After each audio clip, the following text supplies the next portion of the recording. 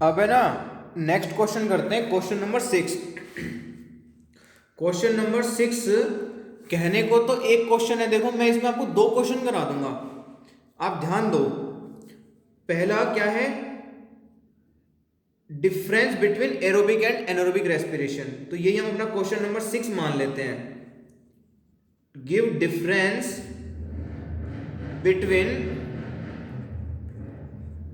Aerobic and anaerobic respiration. आपको एक number में भी पूछा जा सकता है क्वेश्चन कि रेस्पिरेशन कितनी तरह का होता है, 2 नंबर के क्वेश्चन में भी पूछा जा सकता है कि रेस्पिरेशन कितनी तरह का होता है, और उनको डिफाइन भी करो। तो रेस्पिरेशन में बता देता हूँ, 2 तरह का होता है, एक एरोबिक रेस्पिरेशन और एक एनएरोबिक रेस्पिरेशन। रेस्पिरेशन मतलब क्या, इट इज नॉट इनहेलेशन और एक्सहेलेशन ऑफ गैस और ऑक्सीजन, वो ब्रीदिंग होता है। इनहेलेशन ऑफ O2 और इनहेलेशन एक्सहेलेशन ऑफ O2 यानी इनहेलेशन ऑफ गैस और एक्सहेलेशन ऑफ गैस यानी इनहेलेशन ऑफ एयर और exhalation of air is known as breathing, वो ब्रीदिंग के पार्ट है। तो रेस्पिरेशन क्या है, हमने किया था लास्ट वीडियो में, मैं दोबारा लिख देता हूँ। रेस्पिरेशन का मतलब होता है ब्रेक डाउन ऑफ ग्लूकोज। तो यहाँ पे हम ये आंसर में लिख लेते हैं, रेस्पिरेशन मीन्स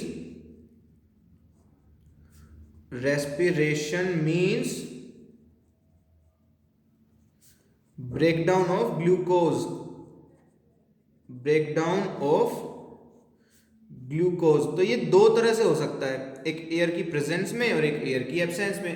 एयर से पर्टिकुलर मीनिंग है ऑक्सीजन, तो ऑक्सीजन की प्रेजेंस में और ऑक्सीजन की एब्सेंस में। तो हम यहाँ पे लिख देते हैं रेस्पिरेशन, क्योंकि हमें डिफरेंस करने हैं तो हम 3 डिफरेंस कर लेते हैं। यहाँ पे हम बीच में एक लाइन ड्रॉ कर लेते हैं ताकि हम डिफरेंस को कर सकें इजीली। तो पहला डिफरेंस क्या है, सॉरी एरोबिक नाम दे देते हैं पहले। तो हम क्या कर रहे हैं, 2 टाइप का होता है, एक ऑक्सीजन की प्रेजेंस में और एक ऑक्सीजन की एब्सेंस में। तो जो प्रेजेंस में होता है दैट इज एरोबिक रेस्पिरेशन, और जो एब्सेंस में होगा anaerobic.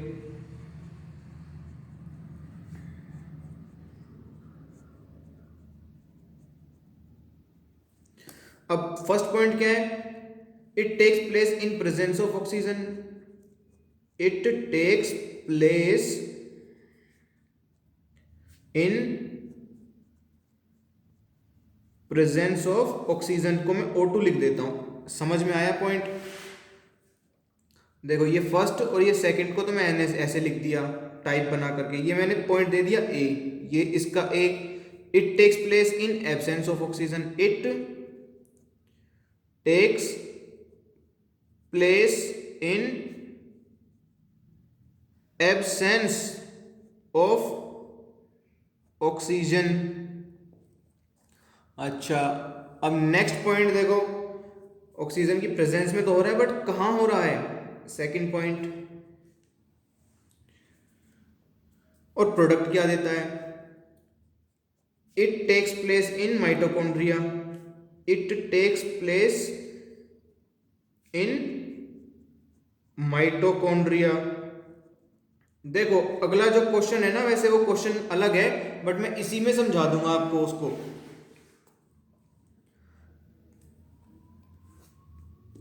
Second point, it takes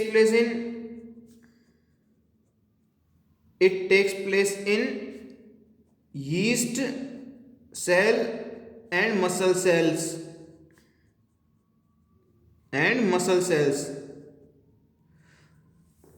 यानी कि यीस्ट सेल में और मसल सेल्स में तो ऑक्सीजन की एब्सेंस में टूटता है ग्लूकोज। अच्छा, अब इसको मेंशन भी तो करते हैं, हमने तो ऊपर लिख दिया ब्रेकडाउन ऑफ ग्लूकोज, तो इसको यहां पे भी मेंशन कर देते हैं। Breakdown of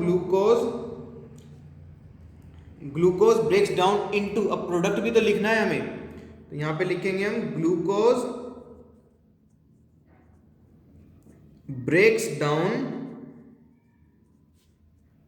into CO2 H2O and give energy। Energy तो सब में मिलेगी, किसी में थोड़ी किसी में ज़्यादा। एरोबिक रेस्पिरेशन में सबसे ज़्यादा एनर्जी मिलती है, ये पॉइंट याद रखने का है। नेक्स्ट पॉइंट हम करें तो सी पॉइंट इसका एनारोबिक रेस्पिरेशन का, ये क्या है? ग्लूकोज ब्रेक, देखो दोनों का अलग अलग करना पड़ेगा, तो यहां पे ऐसे कर दो आप, in yeast cell, in yeast cell glucose breaks down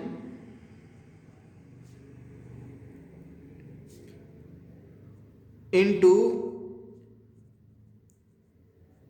ethanol, CO2 carbon dioxide and give energy. और in muscle cell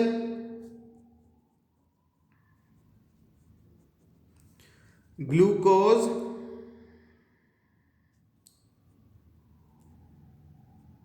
breaks down into lactic acid and give energy. तो ये प्रोडक्ट भी याद रखने आपको। देखो आपने एक क्वेश्चन ये याद कर लिया ना, अब आपका दूसरा क्वेश्चन अपने आप हो जाएगा। कौन सा? कि ग्लूकोज जब टूटता है तो कितने पाथवेज में टूटता है, मीन्स कौन कौन से पॉसिबल पाथवेज होते हैं जिसमें ग्लूकोज टूट सकता है। ये एनसीईआरटी का क्वेश्चन है कि mention different pathway in which glucose break down to give energy. तो देखो हमारे पास 3 पाथवे बन जाएंगे, एक मसल सेल में हो रहा है, एक यीस्ट सेल में हो रहा है और एक माइटोकॉन्ड्रिया में हो रहा है। तो वो ये तीनों पाथवे ही हैं। आप उस क्वेश्चन को कर लो तो ये क्वेश्चन अपने आप लिख दोगे, इस क्वेश्चन को याद कर लो तो वो वाला टेबल आप अपने आप बना दोगे। देखो बनाते हैं, इसी में करते हैं, और आपके 2 क्वेश्चन अलग अलग बन जाएंगे। इन यीस्ट सेल हो गया ये, गिव एनर्जी। तो ये पॉइंट भी याद रखना कि मसल सेल में तो लैक्टिक एसिड बनता है और यीस्ट सेल में इथेनॉल। ये इथेनॉल वही है शराब जिसको बोलते हैं इथेनॉल। मीन्स मैं यहाँ पे लिख देता हूँ इसको, क्योंकि ये पॉइंट हमारे तीनों हो गए हैं ABC, तो मैं यहाँ पे लिख देता हूँ आपको समझाने के लिए। इथेनॉल क्या होता है? C2H5OH, इसी को बोलते हैं इथेनॉल या इथेनोइक एसिड, उसमें OH लग जाता है बस। ये क्या है?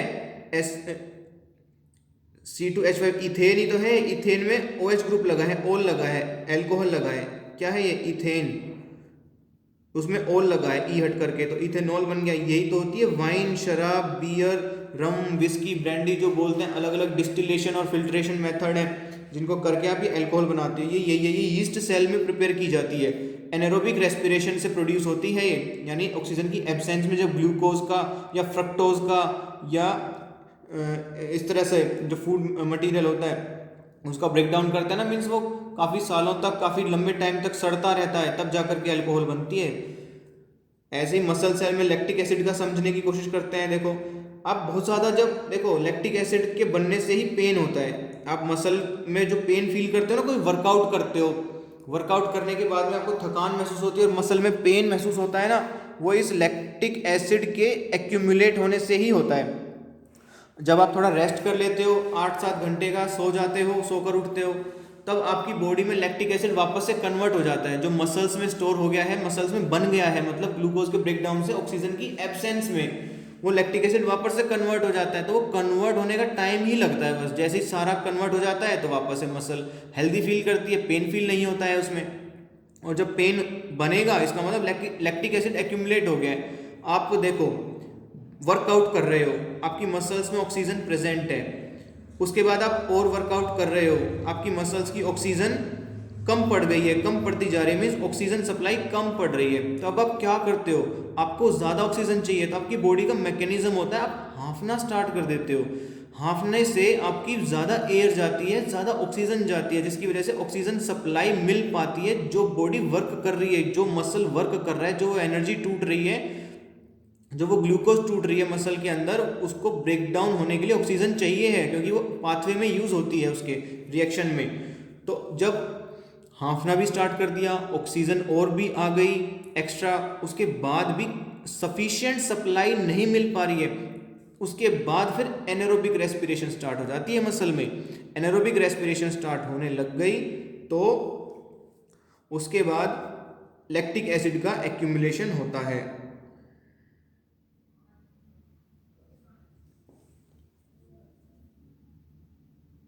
कि सिंपल 4 लाइनों में भी आप मेंशन कर सकते हो। Glucose break down in first step, glucose break down into pyruvate and pyruvate in presence of oxygen in mitochondria break down into carbon dioxide and water. Third point, pyruvate in absence of oxygen in muscle cells break down into lactic acid. Pyruvate, fourth point, pyruvate in yeast cell in absence of oxygen break down into ethanol and carbon dioxide. बस ये 4 point तो आपको तब भी लिखने ही हैं ताकि आपका क्वेश्चन कंप्लीट हो सके।